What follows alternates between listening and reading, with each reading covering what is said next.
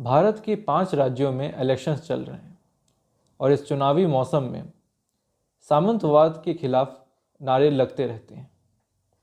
सामंतवाद यानी फ्यूडलिज्म के बारे में जानने के लिए इस वीडियो को आगे तक देखिए।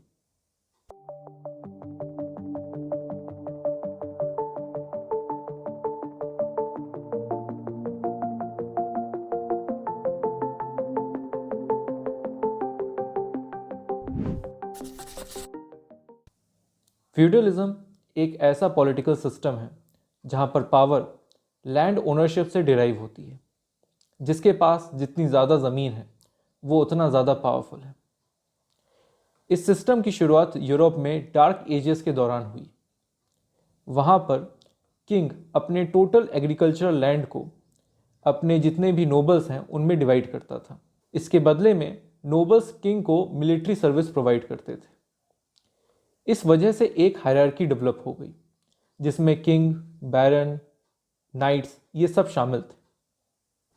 फ्यूडल लॉर्ड्स यानी सामंतों के अपने एरिया में कई सारे प्रिविलेजेस होते थे, जैसे कि वहाँ जितने भी आर्टिसंस हैं जैसे कारपेंटर, कॉबलर या फार्मर, उन सबको उसके लिए फ्री में काम करना पड़ता था।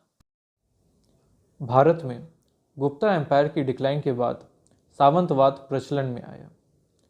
भारत के सामंत अपने लिए राजा और महाराजा की उपाधि का प्रयोग करते थे। इसी वजह से राजा को अपने लिए महाराजा धीराज, परम भट्टारक जैसे लंबे चौड़े उपाधियों का इस्तेमाल करना पड़ता था। इसके अलावा यूरोप की तरह भारत में कोई एक well developed water tight hierarchy नहीं थी।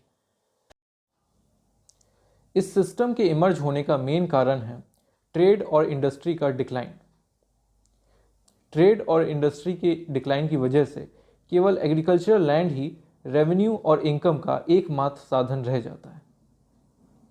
ट्रेड डिक्लाइन की वजह से मेटलिक करेंसी का सर्कुलेशन भी कम हो जाता है, जिसकी वजह से किंग को अपने सामंतों को सैलरी की जगह लैंड ग्रांट देनी पड़ती है। जितने ज़्यादा वॉर्स और बैटल्स होते हैं उतना ही ज़्यादा लैंड ग्रांट सामंतों को देना पड़ता है। इसी तरीके से फ्यूडलिज्म और भी इंटेंसिफाई होता रहता है। फ्यूडलिज्म के समाज पर कई नेगेटिव इम्पैक्ट पड़ते हैं, जैसे कि शहरों का डिक्लाइन होता है और ज़्यादातर आबादी ग्रामीण हो जाती है। सोशल रिजिडिटी भी बढ़ती है और साइंस और टेक्नोलॉजी और एकेडमिक्स का भी डिक्लाइन होता है। इसमें कई सोशल एवल्स भी जनरेट होते हैं, जिस वजह से इस सिस्टम को काफ़ी एक्सप्लॉयटेटिव माना जाता है। आधुनिक भारत में सामंत शब्द को लैंडेड एरिस्टोक्रेसी से जोड़ा गया है, जिसमें बड़े ज़मींदार और लैंड ओनर्स शामिल होते हैं। भारतीय राजनीति में अगर किसी भी सरकार को प्रो लैंडलॉर्ड बताना हो तो उसके लिए सामंतवाद शब्द का प्रयोग होता है।